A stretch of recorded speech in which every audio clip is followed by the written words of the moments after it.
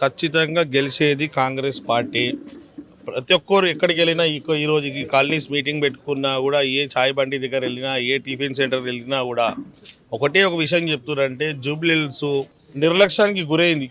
ఈ కాన్స్టిట్యున్సీని బీఆర్ఎస్ వాళ్ళు పట్టించుకోలే.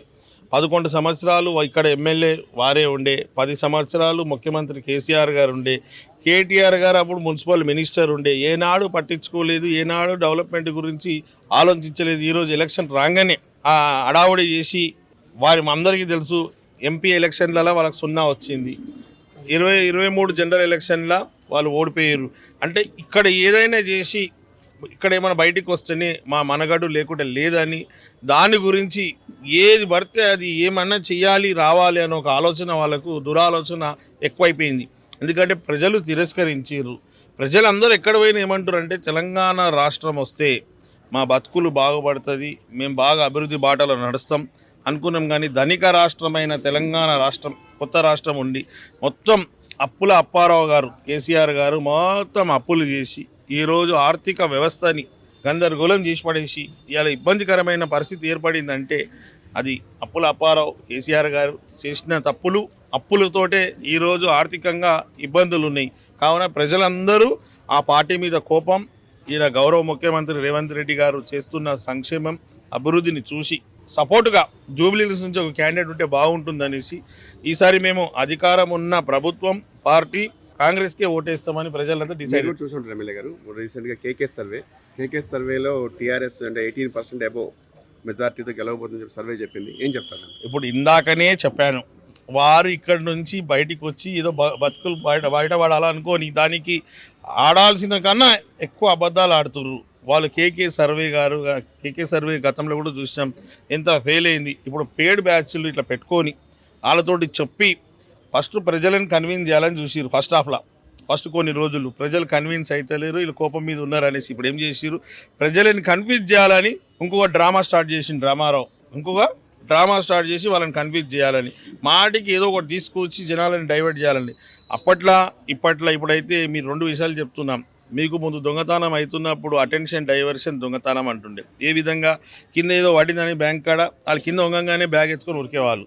దాని తర్వాత ఈరోజు సైబర్ క్రైమ్ పెరిగిపోయినాక మన ఫోన్లలో కాలర్ ట్యూన్, వెల్కమ్ ట్యూన్స్ ఏమొస్తుంది, జాగ్రత్త ఉండాలని.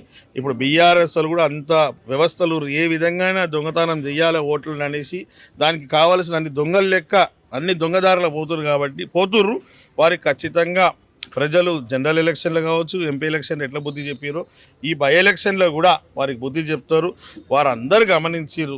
ఇప్పుడు వారే ఏమనుకోరంటే, నేను కంటోన్మెంట్ నుంచి ఇక్కడ వచ్చి ప్రచారం చేస్తాను అనుకోకుండా, ఏ విధంగా అయితే పిల్లి కళ్ళు మూసుకొని పాలు తాగుతూ ఎవరు చూస్తూలేదు అనుకుంటారో అదే మాదిరిగా కంటోన్మెంట్ విషయాలు ఇక్కడ ఎందుకు చర్చకు వస్తుందని వారు కంటోన్మెంట్ అభివృద్ధి కాలే ఇక్కడ అవుతుందంటే, నేను మీ మీడియా ద్వారా యావత్ తెలంగాణ ప్రజలకి, కంటోన్మెంట్ ప్రజలకి, జూబ్లీహిల్స్ ప్రజలకి నా ఒక మనవి ఏంటంటే, తెలంగాణ రాష్ట్రం ఏర్పడినటి నుంచి అక్కడ కంటోన్మెంట్ నియోజకవర్గం ఉంది, ఇక్కడ జూబ్లీహిల్స్ నియోజకవర్గం ఉంది. మాటికి అక్కడ ఏం చేసినావు అని మమ్మల్ని ప్రశ్నిస్తుంది కాంగ్రెస్ని. మీరు 10 సంవత్సరాల్లో కంటోన్మెంట్కి ఏం చేసిరని చెప్పాలని మీ మీడియా ద్వారా కేటీఆర్ని డిమాండ్ చేస్తారు. కేటీఆర్ గారు బోరబండలో మాట్లాడుతూ, ఒక సీఎం అయ్యింది 7 రోజులు పర్యటన చేస్తున్న జూబ్లీహిల్స్లో, ఇదే మా విజయం, ఆయన భయపడే ప్రచారం చేస్తుందని చెప్పి అంటున్నారు.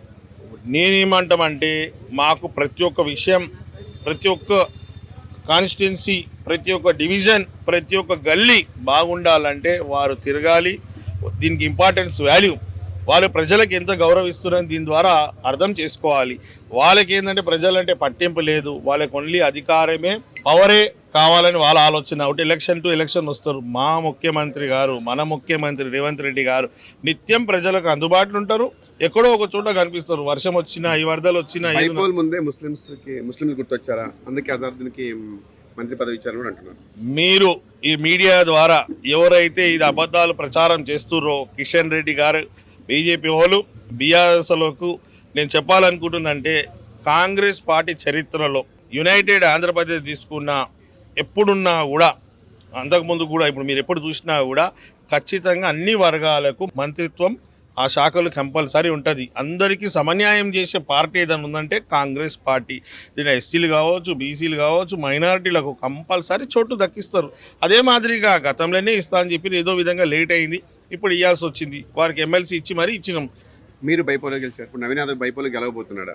101% నవీన్ యాదవ్ ఖచ్చితంగా ఈ జూబ్లీ హిల్స్ నియోజకవర్గ ప్రజలు వారిని ఆశీర్వదించి వారికి ఈ నియోజకవర్గ ప్రజలకు సేవ చేసే అవకాశం ఖచ్చితంగా జూబ్లీ హిల్స్ ప్రజలు కల్పిస్తారని నాకు పూర్తి నమ్మకం, విశ్వాసం ఉంది.